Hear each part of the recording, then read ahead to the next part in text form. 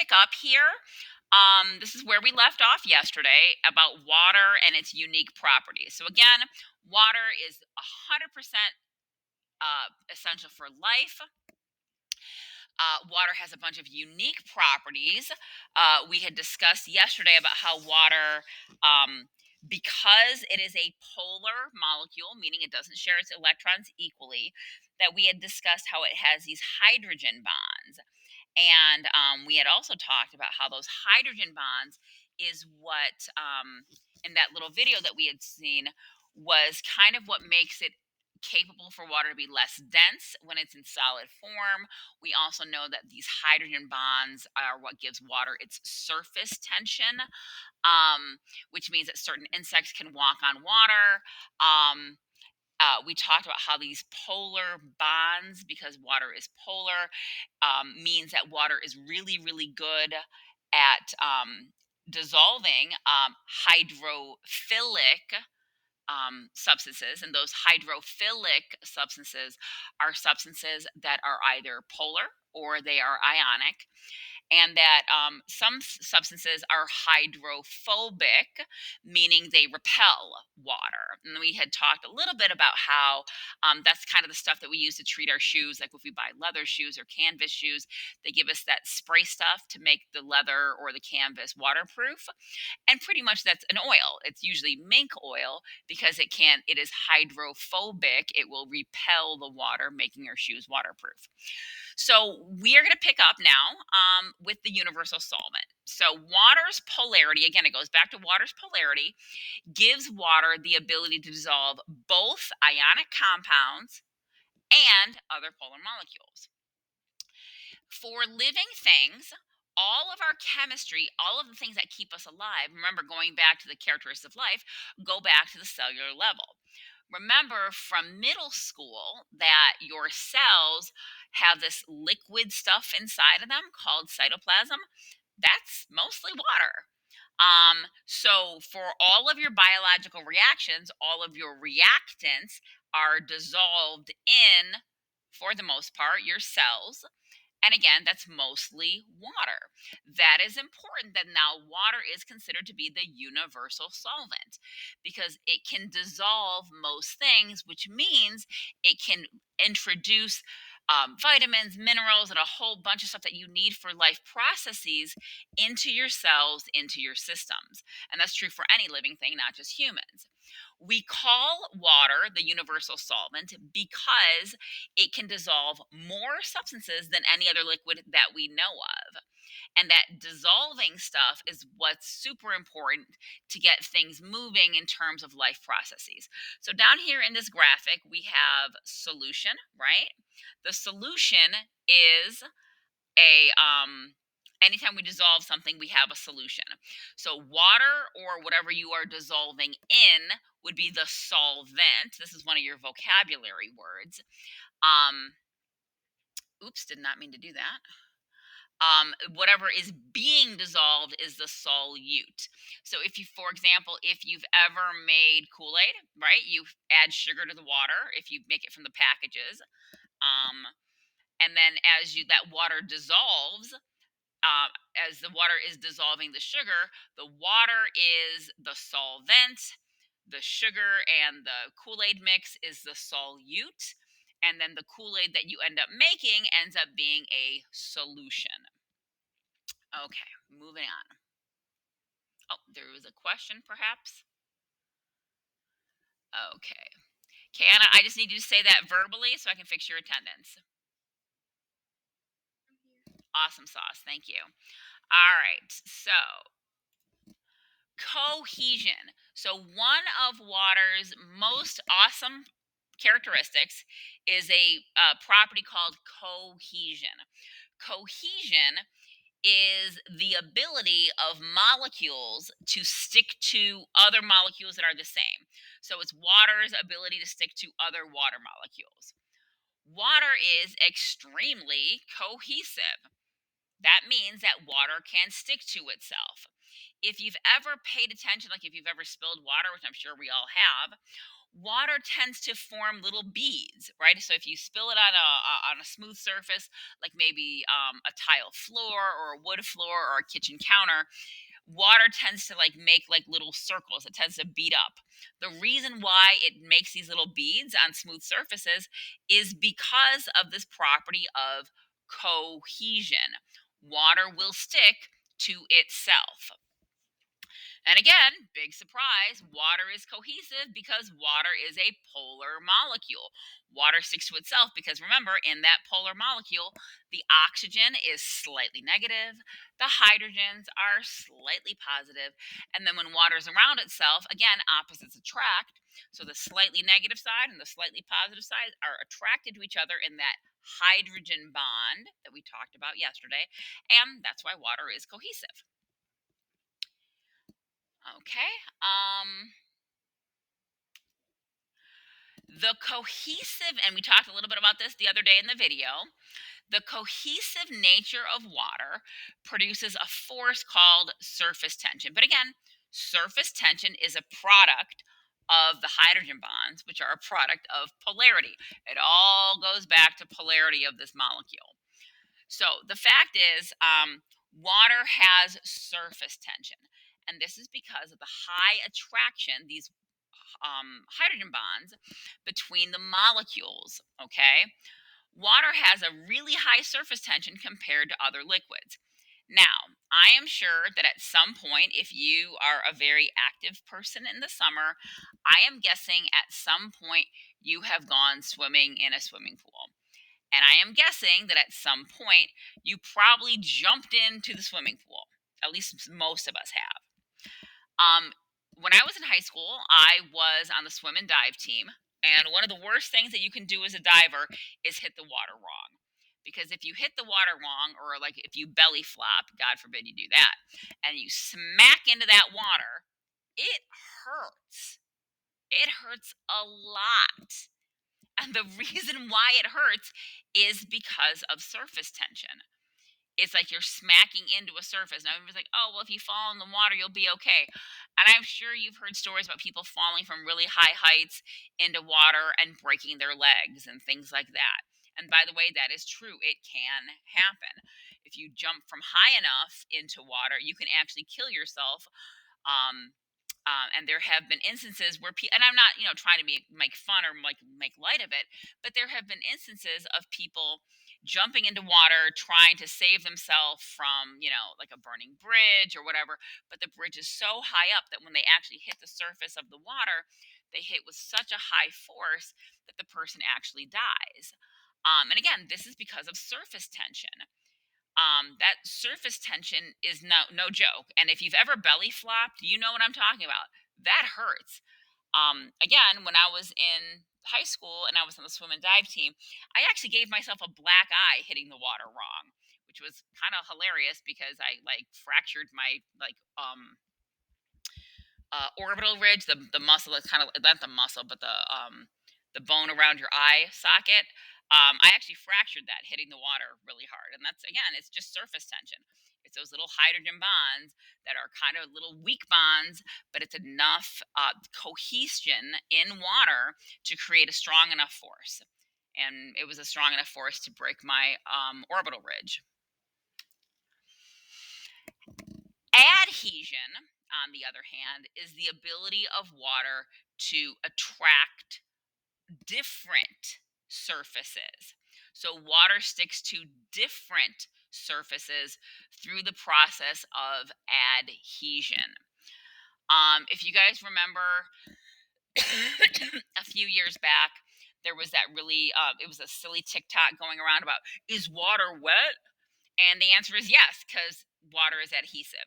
So I didn't really understand why people were making a big deal about it, because duh, water is adhesive. Adhesive is the ability of water to stick to other molecules. That's what makes water wet. So there it is. I love people that think they're like super. Anyways, doesn't matter. I digress.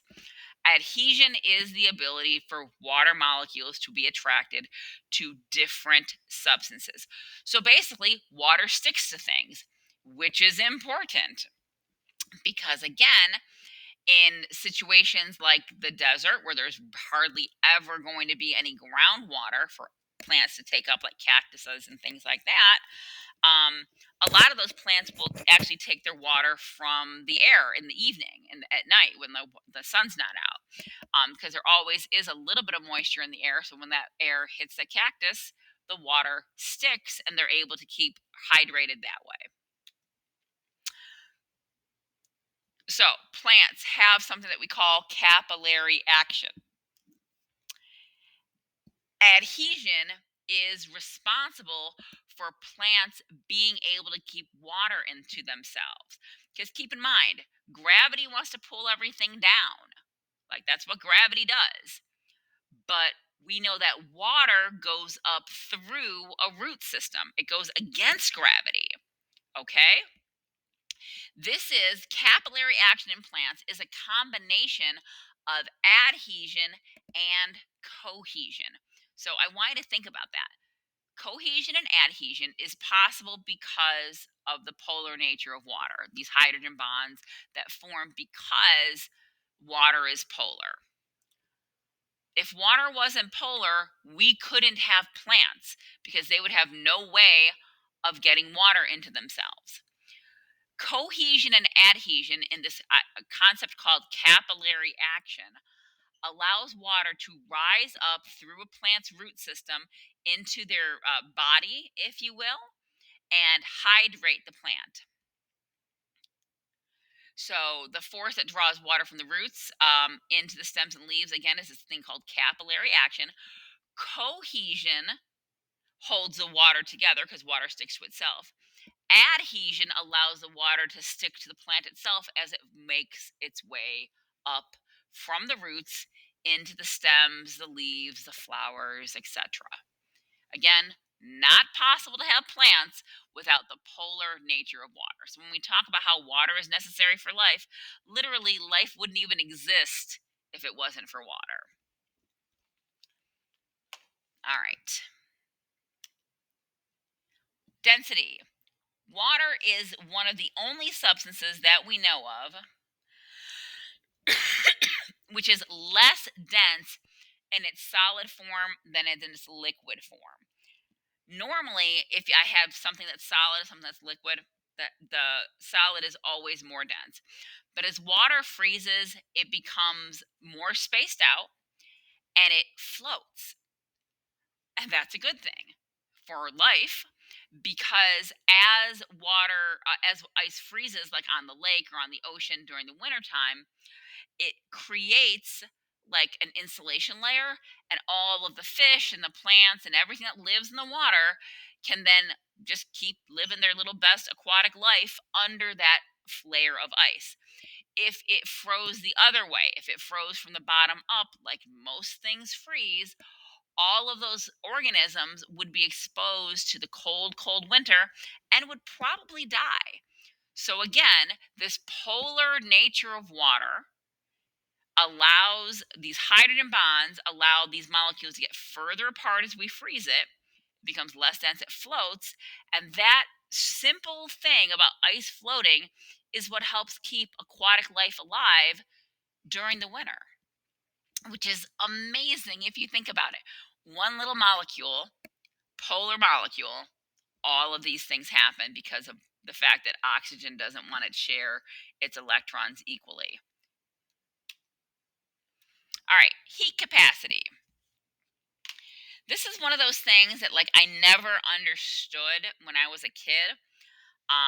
But I'll get into my example in a minute. Water has a high heat capacity. What this means is it takes a lot of energy to raise the temperature of water up by 1 degree. There's even a saying we said like a watch pot never boils. Like if you're trying to boil water, it seems like it takes forever for water to start boiling. But once it starts boiling, it just kind of like roars along. Um, this high heat capacity of water is what allows temperatures in a body of water to stay pretty constant. And that pretty constant temperature protects aquatic organisms from drastic temperature changes. Okay?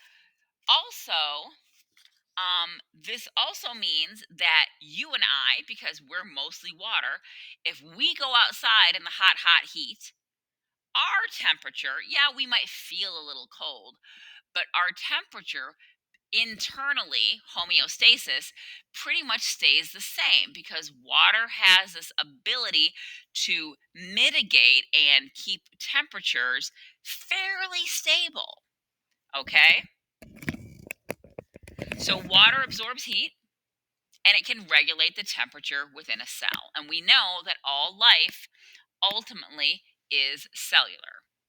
Okay? Again, so this high heat capacity, guess what? High heat capacity because water is polar. Again, the fact that it has forces kind of trying to hold it together, those little hydrogen bonds, we in order for it to go up a degree, all of those little hydrogen bonds have to break. It takes energy to do that, which means water has a high heat capacity. By the way, you kind of already know this if you've ever gone to the beach or gone to the pool on that first really super hot day of the summer, like early June, maybe even like late May, and you get in the water is freezing because it hasn't had time to absorb enough solar energy to warm up. All right, heat of vaporization. This should be our last slide. All right, so water has a high heat of vaporization, which means it has to absorb a lot of energy when it goes from a liquid to a gas. This means that humans and other animals, when we sweat, remember we sweat because we're trying to maintain homeostasis, one of those characteristics of life. Human and other animals that sweat use what we call evaporative cooling. Okay? Evaporative cooling is our body's way of maintaining homeostasis to remain cool when the temperatures are very hot. Think about it. Like, not so much here in Michigan, but there are people who literally live in the Sahara Desert. They're, the Bedouins, they're nomads. There are people who literally live in the jungles of the Amazon. It's super hot there. And those people's internal temperatures are the same as ours, about 98 degrees. How do they manage this? Evaporative cooling. When we sweat, and sweat is mostly water, it evaporates off of our skin. And when it evaporates, it takes heat with it. Okay? When it does that, our bodies can remain cool. Water can also absorb heat produced by cell processes, which also help to regulate the temperatures within the cell. So, again, this heat of vaporization, this high heat capacity that water has, all due to the fact that water has this polar molecule, is directly responsible for living things to maintain homeostasis, which is literally one of our 8 characteristics of life. You cannot maintain homeostasis without water. So there it is. All right. So the rest of your note catcher, ladies and gentlemen, oh, we already saw this. That's okay. We can just go past it because we already did the Amoeba Sister video. Um, the rest of your note packet, I want to say, is a series of 7 questions which you will have access to the answers for them in your notes. So I just want to read the questions really quick, and then you guys will be given the last 10 minutes or so of class to work on these. Question number 1: what type of chemical bonds exist between the atoms of a water molecule? Question 2: what type of chemical bonds exist between 2 or more water molecules? So there's bonds inside the molecules, and then there's bonds between the molecules. Question 3: explain why water is polar and how its polarity plays a role in hydrogen bonding. Question 4: what is the difference between cohesion and adhesion? Give an example of each in nature. Question 5: why does water have a higher surface tension than many other liquids? Question 6. How does water's high heat capacity affect organisms? Last one. Write down your own question and answer it. Okay? Use this presentation or your research for your answer, and it must not be similar to any of the previous questions. So I want you to come up with your own question and an answer regarding water and water molecules. That's kind of cool. All right, so I'm going to go ahead and stop my share.